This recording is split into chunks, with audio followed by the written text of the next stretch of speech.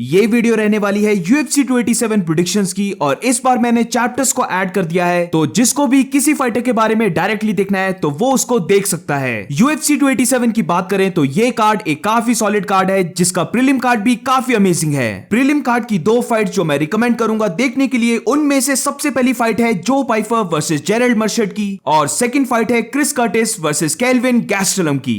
और अब बात करते हैं UFC 287 के मेन कार्ड के बारे में, जिधर इस मेन कार्ड को ओपन करने वाले हैं bantamweight division fighters Raul Rosas junior versus Christian Rodriguez. ये दोनों ही फाइटर्स काफी यंग हैं, जिसमें क्रिश्चियन रॉड्रिगेज सिर्फ 25 इयर्स का है, पर अगर हम बात करें राउल रोसेस जूनियर की तो वो अभी सिर्फ 18 इयर्स का है। ये फाइट राउल रोसेस जूनियर का रियल टेस्ट होने वाला है, क्योंकि क्रिश्चियन रॉड्रिगेज की मैंने फाइट्स देखी हैं और ये फाइटर एक रियल डील है, जिसकी वजह से ये फाइट एक इजी फाइट नहीं होगी। क्रिश्चियन रॉड्रिगेज की स्टैंड अप फाइटिंग एक काफी अच्छी है, जिधर वो अपने पंचेस के साथ बाकी चीजों को भी मिक्स करता है, like flying knees, body kicks and leg kicks. But इस फाइटर के ग्राउंड में सबमिशंस भी काफी इंप्रेसिव हैं। तो अगर टेक डाउन करते टाइम राउल रोसेस जूनियर ने अपनी नेक को ओपन रखा तो डेफिनेटली क्रिश्चियन रॉड्रिगेज के पास वो एबिलिटी है राउल रोसेस जूनियर को सबमिट करने की। तो इस चीज के बारे में राउल रोसेस जूनियर को काफी ज्यादा केयरफुल रहना होगा, क्योंकि उसकी कंटेंडर सीरीज वाली फाइट में भी हमने देखा था कि राउल रोसेस जूनियर पर गिलेटिन चोक लग गया था। तो इस यंग फाइटर की लेवल चेंज करने की एबिलिटी काफी ज्यादा इंप्रेसिव है। कुछ सेकंड्स के लिए राउल रोसेस जूनियर अपने ओपोनेंट पर पंचेस को थ्रो करेगा,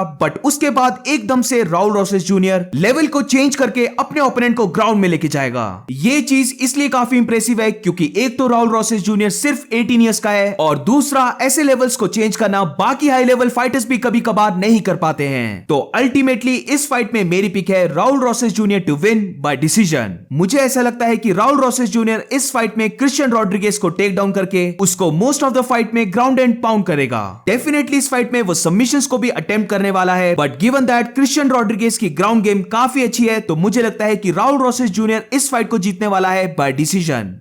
और अब बात करते हैं नेक्स्ट फाइट के बारे में, जो होने वाली है welterweight division fighters Kevin Holland versus Santiago Ponzinibbio के बीच। केविन हॉलैंड इस फाइट में चाहता था कि ये फाइट 170 वेल्टरवेट की जगह 185 मिडलवेट में हो, पर सैंटियागो पोंसिनिबियो ने ये ऑफर को डिक्लाइन कर दिया, क्योंकि बात हुई थी 170 वेल्टरवेट डिवीजन की, which is a very good choice, क्योंकि अब केविन हॉलैंड को और एक्स्ट्रा वेट को कट करना होगा, जिसकी वजह से उसकी फाइट में भी इंपैक्ट पड़ सकता है। सैंटियागो पोंसिनिबियो की बात करें तो ड्यू टू इंजरीज ये काफी ज्यादा अनफॉर्चुनेट है कि सैंटियागो पोंसिनिबियो को अपने प्राइम में 2 से 3 सालों का ब्रेक लेना पड़ा, और अब जब वो वापस आया तो he is not the same anymore. Injury से पहले सैंटियागो पोंसिनिबियो का रिकॉर्ड था 28-3 का, बट अब जब वो इंजरी से वापस आया तो वो अपनी लास्ट 5 फाइट्स में सिर्फ 2 फाइट्स को जीता है, और उन 2 फाइट्स में भी अपनी लास्ट फाइट में जिधर वो जीता नॉकआउट से, उस फाइट को भी वो ऑलमोस्ट हार गया था। और इसीलिए मेरी पिक है Kevin Holland to win by knockout. अब केविन हॉलैंड खुद कभी कभार फाइट्स को सीरियसली नहीं लेता है, बट अब वो अपनी लास्ट 2 फाइट्स को लगातार हारा है, तो मुझे लगता है कि केविन हॉलैंड इस फाइट में काफी ज्यादा सीरियस होने वाला है। मैंने पिक किया है Kevin Holland to win by knockout, क्योंकि इस फाइट में केविन हॉलैंड के पास मैसिव 9 इंच की रीच रहने वाली है। और अगर हम सैंटियागो पोंसिनिबियो के फाइटिंग स्टाइल को देखें तो वो हमेशा ही फॉरवर्ड मूव करके अपने ओपोनेंट पर प्रेशर डालने की ट्राई करता है, बट इसी की वजह से उसका हेड ओपन होता है शॉट्स के लिए, और 9 इंच रीच एडवांटेज की वजह से मुझे लगता है सैंटियागो पोंसिनिबियो को काफी ज्यादा डिफिकल्ट होगा केविन हॉलैंड पर डिस्टेंस को क्लोज करना, जिसकी वजह से मे बी वो और ज्यादा रेकलेस होकर फॉरवर्ड मूव करने लग पड़े और केविन हॉलैंड को ओपनिंग मिल जाए अपने शॉट को लैंड करने की।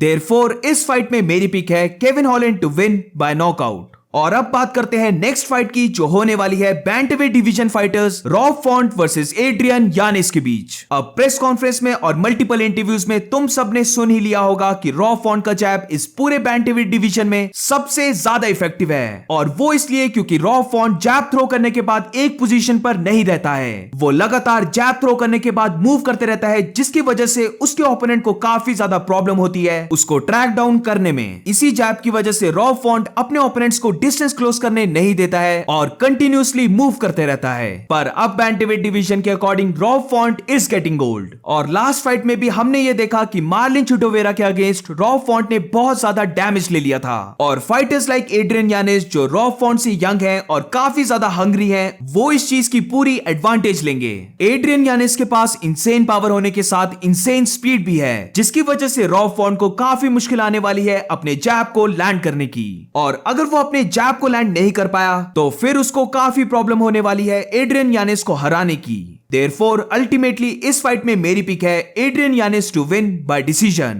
रॉब फॉन्ट अपनी फाइट्स में इतना ज्यादा डैमेज लेने के बाद भी अभी तक नॉकआउट नहीं हुआ है, सो इसीलिए मुझे लगता है कि इस फाइट में भी वो नॉकआउट नहीं होगा। पर रॉब फॉन्ट को हम इस फाइट से कंप्लीटली बाहर नहीं कर सकते, क्योंकि रॉब फॉन्ट ने ये पहले भी कोडी गारब्रैंड के अगेंस्ट ये शो किया था कि वो अपने जैब्स और मूवमेंट से फाइट को जीत सकता है। और अब बात करते हैं UFC 287 की को मेन इवेंट फाइट के बारे में। ये को मेन इवेंट फाइट होने वाली है welterweight division fighters Gilbert Burns versus BMF champion हॉर्हे मास्विडाल के अगेंस्ट। लियोन एडवर्ड्स के जीतने के बाद डेफिनेटली इस फाइट में हॉर्हे मास्विडाल को काफी ज्यादा मोटिवेशन मिली होगी, क्योंकि अगर वो इस फाइट को इंप्रेसिव वे से जीत जाता है तो थोड़े चांसेस बनते हैं कि लियोन एडवर्ड्स उसको टाइटल शॉट दे दे। पर दूसरी तरफ अगर हम बात करें गिलबर्ट बर्न्स की, तो गिलबर्ट बर्न्स भी ज्यादा दूर नहीं है एक और टाइटल शॉट की अपॉर्चुनिटी से। गिलबर्ट बर्न्स ने मल्टीपल इंटरव्यूज में कहा है कि उसे सिर्फ 2 विन्स चाहिए, जिसके बाद उसे भी टाइटल शॉट मिल जाएगा। तो दोनों ही फाइटर्स के लिए ये फाइट एक काफी इंपॉर्टेंट फाइट है और ये देखना काफी इंटरेस्टिंग होगा कि इन दोनों में से कौन सबसे ज्यादा चाहता है उस टाइटल शॉट की अपॉर्चुनिटी के पास आना। अब एक नेगेटिव चीज जो हॉर्हे मास्विडाल की तरफ से हमें देखने को मिली वो था उसकी रिटायरमेंट की बात करना। अकॉर्डिंग टू मास्विडाल अगर वो इस फाइट को हार जाता है तो वो फाइटिंग से रिटायरमेंट ले लेगा, और ऐसी बातें एक फाइटर से फाइट से पहले सुनना कभी भी एक गुड साइन नहीं होता है फाइटर की मेंटालिटी का। बट अगर हम इस चीज को इग्नोर करके सिर्फ फाइट की बात करें तो हॉर्हे मास्विडाल के पास एक रियल चांस है गिलबर्ट बर्न्स को हराने का। इस फाइट में ये बात क्लियर है कि ये फाइट एक स्ट्राइकर वर्सेस ग्रैपलर की होने वाली है। बट अगर हम इस चीज को क्लोजली देखें तो ये बात पूरी तरह से सच नहीं है। गिलबर्ट बर्न्स डेफिनेटली उस टाइप का रेसलर नहीं है जो अपने ओपोनेंट पर सिंगल लेग या फिर डबल लेग टेकडाउन का अटेम्प्ट करेगा। अगर बात आती है जूजित्सु की तो डेफिनेटली गिलबर्ट बर्न्स के पास वन ऑफ द बेस्ट जूजित्सु होगा इस पूरे वेल्टरवेट डिवीजन का। पर जब बात आती है रेसलिंग की तो गिलबर्ट बर्न्स इतना ज्यादा हाई लेवल रेसलर भी नहीं है। मोस्टली गिलबर्ट बर्न्स अपने ओपोनेंट पर प्रेशर डाल के उसको आउट मसल करता है या फिर बॉडी लॉक से अपने ओपोनेंट को ग्राउंड में लेके जाता है। और इस चीज का हॉर्हे मास्विडाल स्टार्टिंग के राउंड्स में एडवांटेज ले सकता है, क्योंकि हॉर्हे मास्विडाल स्टार्टिंग के राउंड्स में काफी स्ट्रांग होता है। तो गिलबर्ट बर्न्स को काफी केयरफुल रहना होगा जब भी वो टेकडाउन्स को अटेम्प्ट करेगा। अगर गिलबर्ट बर्न्स ने ट्राई किया मसल आउट करके हॉर्हे मास्विडाल को ग्राउंड में लेके जाने का, तो स्टार्टिंग के राउंड्स में उसे बहुत ज्यादा केयरफुल रहने की जरूरत है, क्योंकि मास्विडाल कम डिस्टेंस में भी बहुत ज्यादा एक्सप्लोसिव रहता है। और ये हमने उसकी कोबी कविंगटन की फाइट में भी देखा था, जब उसने कोबी कविंगटन को कम डिस्टेंस से ही नॉकडाउन कर दिया था। और गिलबर्ट बर्न्स की चेन इतनी ज्यादा स्ट्रांग नहीं है कि वो हॉर्हे मास्विडाल के आउट ऑफ नोवेयर फ्लाइंग नी या फिर वाइल्ड पंच को हैंडल कर सके। तो गिलबर्ट बर्न्स को केयरफुल रहना होगा स्पेशली स्टार्टिंग के राउंड्स में, ताकि हॉर्हे मास्विडाल उसको कहीं से भी कैच ना कर सके। बट इस फाइट में प्रॉब्लम यही है कि हॉर्हे मास्विडाल अब 39 इयर्स का है, इसीलिए मास्विडाल की पावर और उसके गैस टैंक में बहुत ज्यादा डाउट्स होंगे। अगर ये फाइट ग्राउंड में जाती है तो गिलबर्ट बर्न्स ग्राउंड में one of the best fighter है, और उसकी ग्रिप से बाहर निकल के वापस स्टैंड होना हॉर्हे मास्विडाल के लिए बहुत ज्यादा मुश्किल रहने वाला है। देयरफॉर इस फाइट में मेरी पिक है गिलबर्ट बर्न्स टू विन। अब अगर ये फाइट ज्यादा टाइम ग्राउंड में रहती है तो हॉर्हे मास्विडाल इस फाइट में सबमिट भी हो सकता है, इसीलिए आई थिंक गिलबर्ट बर्न्स इस फाइट को जीतेगा बाय सबमिशन। बट मैं फिर से बोलना चाहूंगा कि अर्ली राउंड्स में हॉर्हे Masvidal will be very dangerous. हॉर्हे मास्विडाल जानता है कि ये उसका लास्ट चांस होने वाला है टाइटल शॉट के लिए, और इसीलिए स्टार्टिंग के राउंड्स में वो अपनी पूरी जान लगाने वाला है गिलबर्ट बर्न्स को नॉकआउट करने के लिए। तो ये भी हो सकता है कि फर्स्ट या फिर सेकंड राउंड में ही हॉर्हे मास्विडाल ने गिलबर्ट बर्न्स को नॉकआउट कर दिया। इसके होने के चांसेस कम है, बट ये चीज सच में हो सकती है। और अब बात करते हैं UFC 287 की मेन इवेंट फाइट, जो होने वाली है middleweight champion Alex Poatan Pereira versus the last style bender Israel अदसानिया।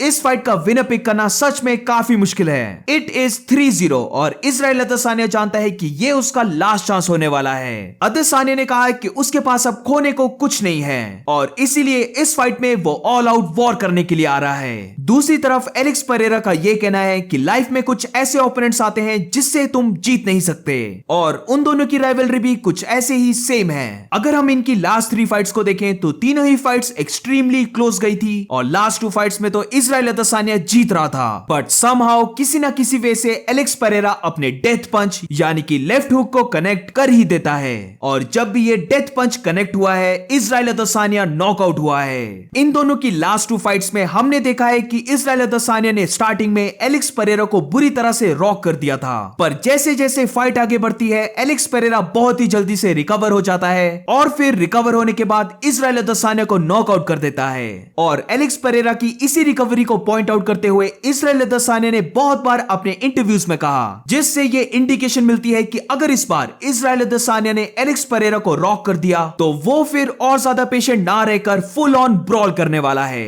But हमने इनकी सेकंड फाइट में देखा है कि जब अदेसानिया ऑल आउट वॉर करने की मेंटालिटी से गया था एलेक्स पेरेरा को नॉकआउट करने के लिए, तो वो उल्टा खुद नॉकआउट हो गया था। इन 3 फाइट्स में इजराइल अदेसानिया ने एलेक्स पेरेरा को हराने के लिए सब कुछ ट्राई कर लिया। अदेसानिया ने फर्स्ट फाइट में पेशेंट और टेक्निकल रहकर फाइट की, तो वो उस फाइट को स्प्लिट डिसीजन से हार गया। सेकंड फाइट में उसने एग्रेसिव रहकर फाइट की, बट उस फाइट में वो नॉकआउट हो गया। और लास्ट फाइट में उसने दोनों को ही कंबाइन करके फाइट की, बट स्टिल वो एलेक्स पेरेरा के डेथ पंच से बच ना सका।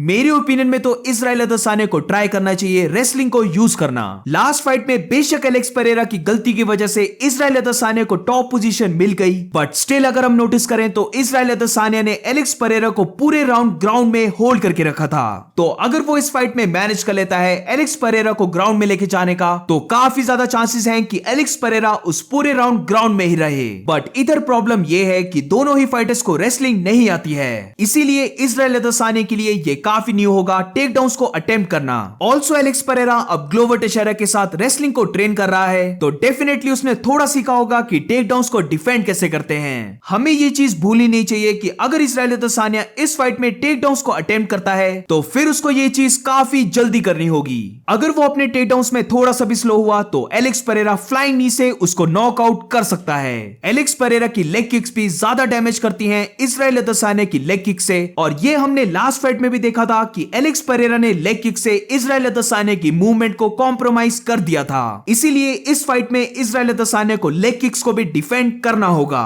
ऐसा लगता है कि इजराइल अदेसानिया को काफी प्रॉब्लम होती है एलेक्स पेरेरा के साइज को काउंटर करने की। अब इस डिवीजन के बाकी स्मॉल फाइटर्स के अगेंस्ट इजराइल अदेसानिया अपने जैब्स और किक्स को मारकर साइड मूव कर जाता है, पर एलेक्स पेरेरा के साइज और रीच की वजह से वो ये सब अच्छे से नहीं कर पाता है, जिसकी वजह से एलेक्स पेरेरा उसको अपने लेफ्ट हुक से कैच कर ही लेता है। It is a close fight, but इस फाइट में मेरी पिक है Alex Pereira to win by knockout. I think Alex Pereira इस फाइट में भी इजराइल अदेसानिया को नॉकआउट करने वाला है। सो लेट्स सी क्या ये राइवलरी कल ओवर होने वाली है या फिर इजराइल अदेसानिया इस फाइट को जीतकर राइवलरी को कंटिन्यू रखेगा।